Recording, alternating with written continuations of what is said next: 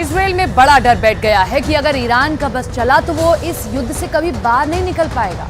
Iran ने अब एक ऐसी बड़ी तैयारी कर ली है जिसके आगे इजराइल और अमेरिका दोनों की फौज बुरी तरह हार सकती है। इजराइल में इसे ईरान का छुपा हुआ हमला कहा जा रहा है।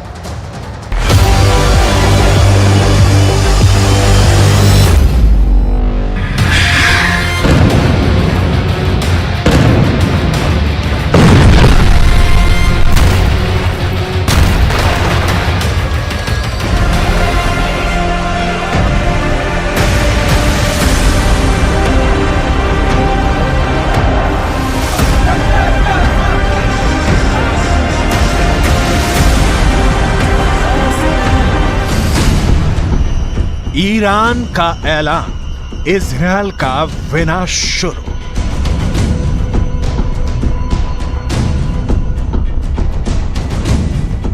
गाजा में भयंकर नरसंहार का बदला अब ईरान लेगा।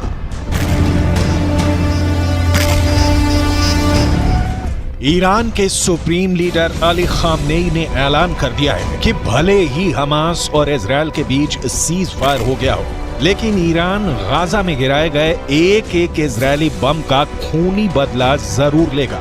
ईरान ने यहां तक धमकी दी है कि वो इजरायल और अमेरिका को किसी भी कीमत पर नहीं बख्शेगा और अब इजरायल पर भीषण हमले शुरू हो चुके हैं।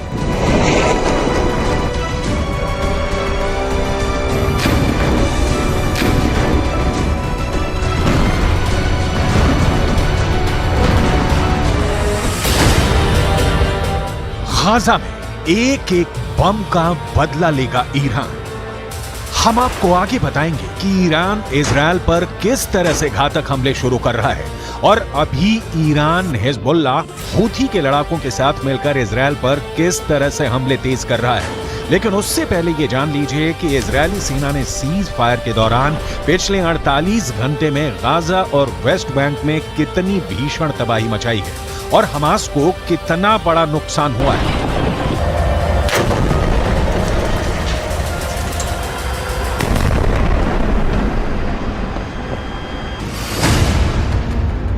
इजरायल सुरक्षा बलों यानी आईडीएफ ने दावा किया है कि पिछले 24 घंटे में हमास के नौसेना बल के कमांडर को उसने मार डाला है।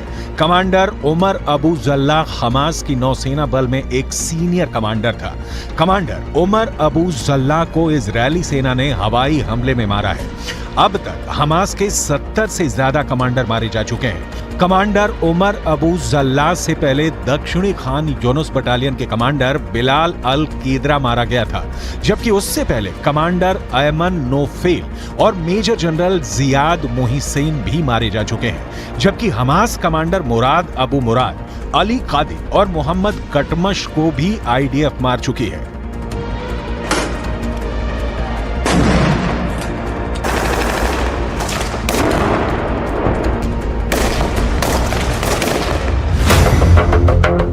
इजरायल को नहीं बचा पाएगा सीज फायर। अब सवाल उठता है कि आखिर इजरायल के सामने ऐसी क्या मजबूरी हुई कि उसे हमास के साथ 4 दिन का सीज फायर करना पड़ा। ईरानी सेना के दावों के मुताबिक गाजा सिटी में इजरायली सेना को भी भारी नुकसान हुआ है।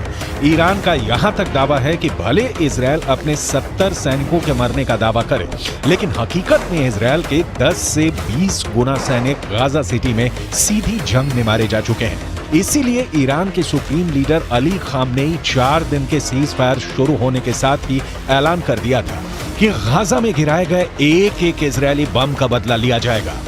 इसी को लेकर ईरान की राजधानी तेहरान में ईरान सैनिक और लड़ाकों ने जबरदस्त प्रदर्शन किया है, जिसमें इजरायल को नक्शे से मिटाने की कस्में खाई गई हैं। तेहरान में हुए प्रदर्शन की तस्वीरों में साफ देखा जा सकता है कि जबरदस्त नारों के बीच इजरायल को मिटाने की कस्में खाई जा रही हैं।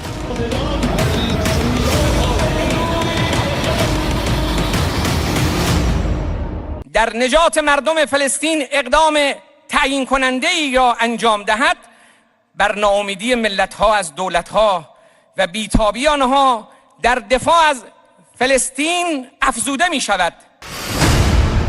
ईरान का ऐलान, इजरायल का विनाश शुरू। पश्चिमी मीडिया के मुताबिक नेतन्याहू के लाख चेतावनी देने के बावजूद ईरान बंकरों में छिपे अपने घातक हथियारों से इजरायल पर बड़े हमले की तैयारी कर चुका है। एक अनुमान के मुताबिक इजरायल पर हमला करने के लिए ईरान ने शाहिद सीरीज के आत्मघाती ड्रोन तैयार कर चुका है।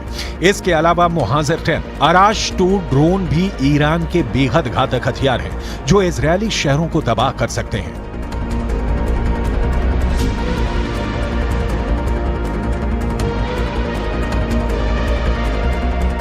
همه مردم آماده هستند برای مقابله با اسرائیل، برای اینکه فاتحه اسرائیل رو یک بار برای همیشه بخوانند.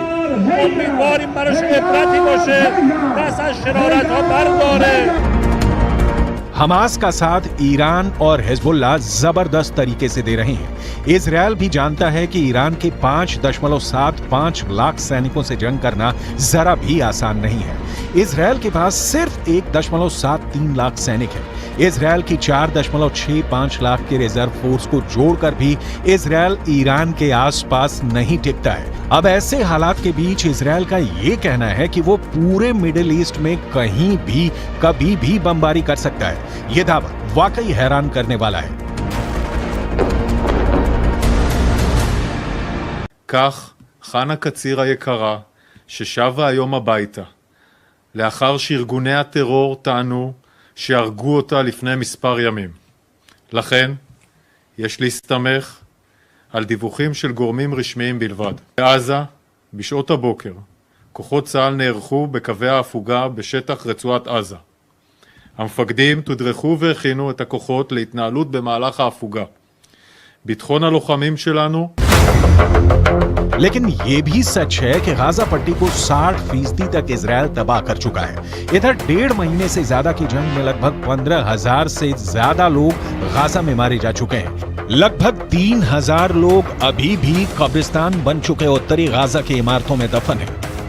लगभग 50 दिन की जंग में इजरायली वायुसेना ने 35,000 से ज्यादा बम उत्तरी गाजा, दक्षिणी गाजा और वेस्ट बैंक पर बरसाए हैं। 70 से ज्यादा हमास के कमांडर मारे जा चुके हैं। इजरायली फोर्स ने हमास के इस्लामिक जिहाद परिषद के मुख्यालय, कमांड सेंटर, सैन्य परिसर, दर्जनों launcher pad, anti tank post और वॉच टावर को मलबे में बदल दिया। इस दौरान फिलिस्तीनी इस्लामिक जिहाद आतंकवादी संगठन के सैन्य मुख्यालय को भी नष्ट कर दिया गया। इसके अलावा आईडीएफ ने हमास के कई बुनियादी ढांचे को भी बर्बाद कर दिया।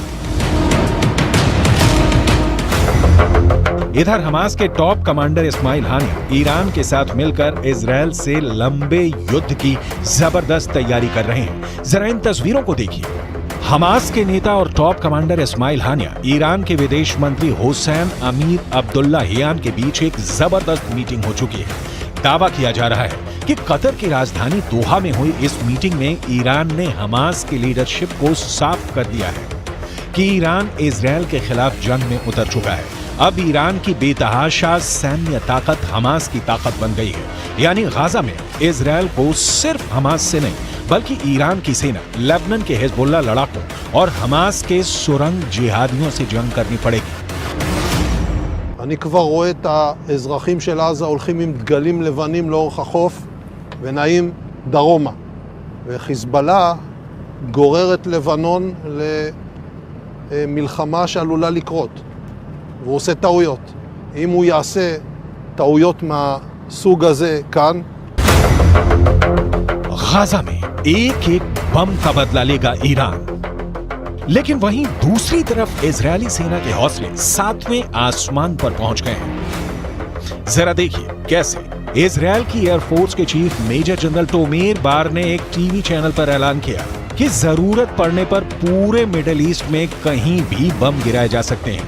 इजरायली वायुसेना प्रमुख की ओर से आए इस बयान को खास तौर से ईरान और हिजबुल्लाह के लिए चेतावनी की तरह देखा जा रहा है। इजरायल की वायुसेना चीफ ने कहा है कि हम हमास पर चौतरफा हमले कर रहे हैं, उसको जमीन पर और जमीन के नीचे मार रहे हैं। हमारे जवानों ने हजारों आतंकवादियों और उनके ठिकानों पर हमला किया है। हमने हमास को खत्म करने की कसम खाई है और हम उनको चुन चुन कर खत्म करेंगे। हमास के किसी भी ठिकाने और मददगार को नहीं छोड़ा जाएगा। इजरायल की वायुसेना पूरे मध्य पूर्व में जहां भी जरूरत होगी वहां कार्रवाई के लिए पूरी तरह से तैयार है।